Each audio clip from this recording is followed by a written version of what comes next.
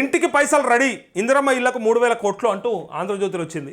ఇందిరమ్మ ఇళ్లకు 3,000 కోట్లట.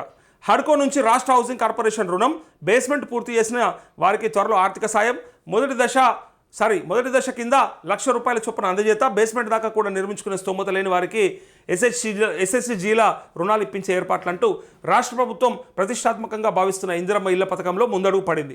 తొలి విడతలో ఇల్లు మంజూరై బేస్మెంట్ వరకు నిర్మించుకున్న లబ్ధిదారులకు అందించే మొదటి దశ ఆర్థిక సాయానికి అవసరమైన నిధులను ప్రభుత్వం సిద్ధం చేసింది. ఇది ఓకే, ఇట్లా ఉండని. కానీ ఇంతకంటే ముందు మరి బీఆర్ఎస్ ప్రభుత్వంలో ఆల్రెడీ శాంక్షన్ లెటర్లు ఇచ్చి వాళ్ళకి శాంక్షన్ అయిందని చెప్పి ఎవరెవరైతే మరి మాకు ఇల్లులు వస్తున్నాయి అని చెప్పి ఎదురు చూసిరో వాళ్ళకి వస్తున్నాయా, ఇస్తున్నారా, లేదా అప్పుడు ఇస్తామని చెప్పి శాంక్షన్ లెటర్ ఇస్తే కట్టుకున్న వాళ్ళకి మరి బిల్లులు వస్తాయా? ఇప్పుడు ఇది ప్రశ్న, అసలు ప్రశ్న.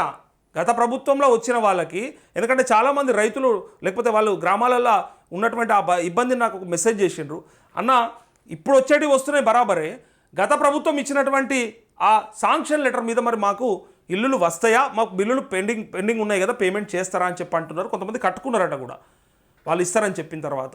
మరి వాళ్ళందరికీ కూడా ఇస్తారా లేదా అనేది ఒకసారి చెప్పాల్సి ఉంటుంది ప్రభుత్వం. అట్లే ఇక్కడ చెప్పేది ఏంటంటే, ఇక్కడ వీళ్ళు అవసరమైన నిధులను ప్రభుత్వం సిద్ధం చేసింది. దాంతోపాటు రాష్ట్ర హౌసింగ్ కార్పొరేషన్ ఇందుకోసం హడ్కో నుంచి 3,000 కోట్ల రుణం తీసుకుంది అని చెప్పి ఈ మాట వచ్చింది. మొత్తానికి 3,000 కోట్ల రుణం తీసుకున్నట. ఇందిరమ్మ ఇల్లు సరే, వాళ్ళు ఉన్నప్పుడు డబల్ బెడ్రూమ్లు, మీరున్నప్పుడు ఇందిరమ్మ ఇల్లు, నెక్స్ట్ ఇంకెవరన్నా వస్తారు. ఇట్లనే ఇది ఇస్తామని ఆశ పెట్టుకుంటా ప్రతిసారి.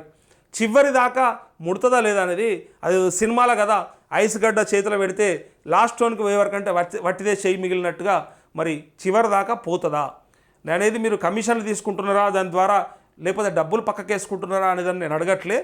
కానీ అది తప్పే, అది దొరికితే అది మాట్లాడదాం. కానీ ఆ చివరి లబ్ధిదారు వరకు ఎందుకు చేరట్లేదు? ఏదైనా కూడా, ఏ పథకమైనా ఎక్కడుంది లోపము?